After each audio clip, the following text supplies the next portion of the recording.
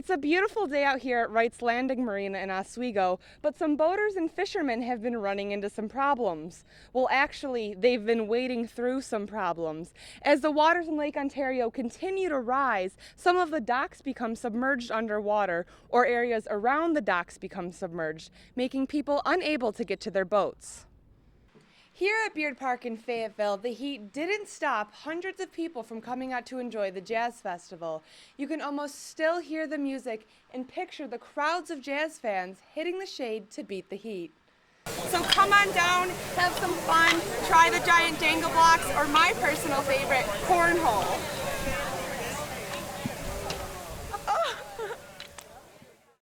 Moving into your first college dorm can be really exciting, but it can also be stressful and expensive. Coming up, we're here to tell you what you should ditch during move-in day and what you should absolutely bring. If you're going to take a number... Solon Quinn was the man behind these pictures that showed the scene on Bellevue Avenue Monday night. As the situation went longer and longer, and you can definitely feel the conflict that exists between people and the police. Syracuse police were there to arrest 27-year-old Shannon James on an outstanding warrant. Quinn tells me police and squad cars filled the entire block. As police were waiting to take James into custody, one of their officers experienced a medical emergency and fell to the ground. Quinn tells me it was then that he heard the crowd of people erupt in cheers. You see a crowd react positively to just another human being hurt.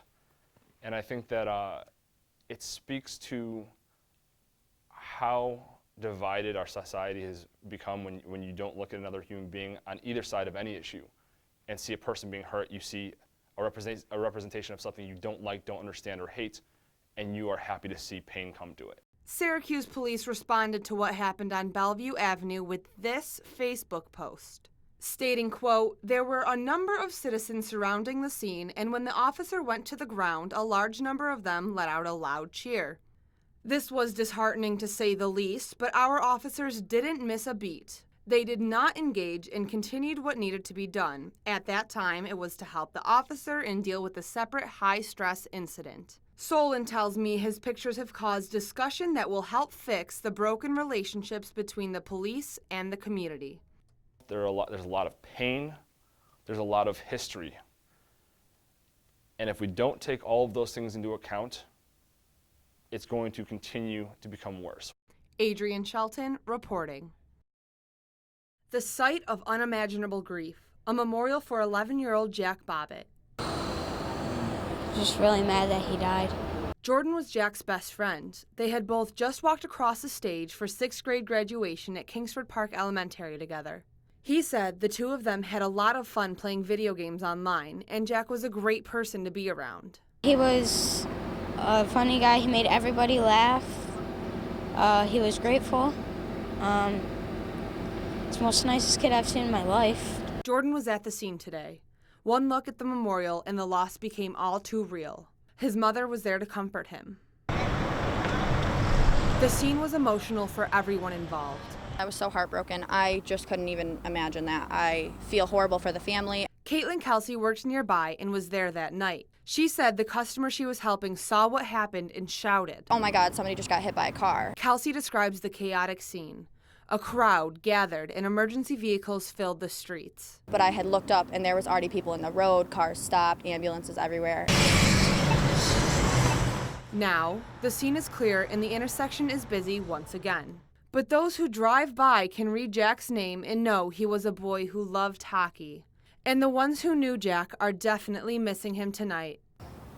Good kid. It's really sad. Close friends of Jack's have organized a vigil for him that will take place tonight at 6. Adrienne Shelton reporting.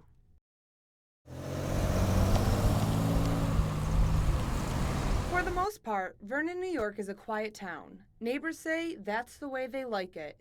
So when they heard the Woodstock Festival might be taking over Vernon Downs, well... That small town, quiet, I think it'll bring a ruckus. Nancy Sadler has been living along Route 31 just down the road from the casino for more than 2 decades. She's concerned about the big crowds that would pack Vernon Downs and long lines of cars blocking her driveway. She's also worried about the fans. I just think they're going to get a lot of drunks and druggies